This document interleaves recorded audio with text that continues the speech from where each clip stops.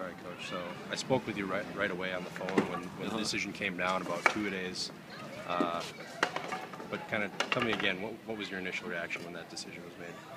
I just felt like it was kind of a knee-jerk reaction to a problem that I wasn't informed existed. I guess I wasn't sure what the rationale was behind it.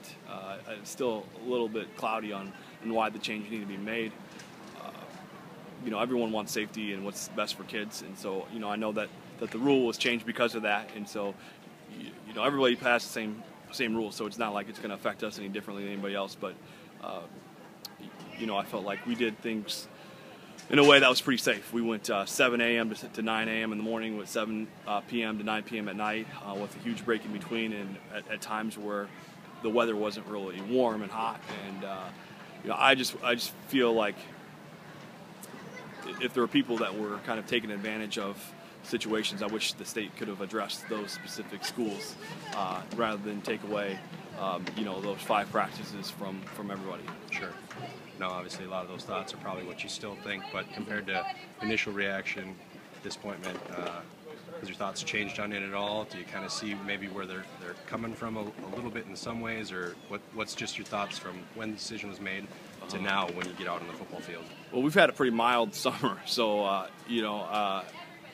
my response really hasn't changed a whole lot. I would have loved to have had two-a-days. I don't think it's the end of the world by any means. I mean, we're going to be ready to go play a game in 2 weeks regardless. But, if safety was a concern, we're losing more days in pads to teach the proper blocking and tackling, which are the concern. And so I guess to take away the days that we get to teach the right way, it's kind of counterproductive to me in what they're trying to accomplish. So we have less days to teach proper tackling and blocking with shoulder pads and helmets, and then we have to go play a game, which that stuff happens faster and quicker and harder sooner. And so I just don't think, I don't necessarily agree with it, but everybody has the same rules, and we're going to follow it, and it's not going to make an impact in our preparation as much, because everyone else is doing the same thing. Sure. Talk about the process now to figure out what you do with the 3 hours you're given. How do you balance it? What do you cram all in? What do you kind of have to cut out? Yeah, I mean, we just kind of run it as a normal practice. We just make it, and this week we just made it a little bit longer than normal. It kind of puts us in a tough bind, because to me, I don't ever want to run a practice past 2.5, 2:15, 2.5 hours. I don't want to, but since they cut the 2 days away, they kind of, leave it up to going longer, which I don't like to do. But so it just makes it a little bit difficult to see what you want to do and what you don't want to do. And this is the first year we've had it, so it's been kind of an adjustment. Probably one of the biggest key differences as far as this year to other years is we have to evaluate guys a little bit sooner, a little bit quicker, because we have less practices to do that. And so, we kind of have to cut down reps of guys a little bit faster than we normally might, because we don't have as much time to prepare. That cutting out reps, talk about maybe how this decision affects bigger school programs much more than smaller schools. Yeah, I think so for sure. We just have more kids, and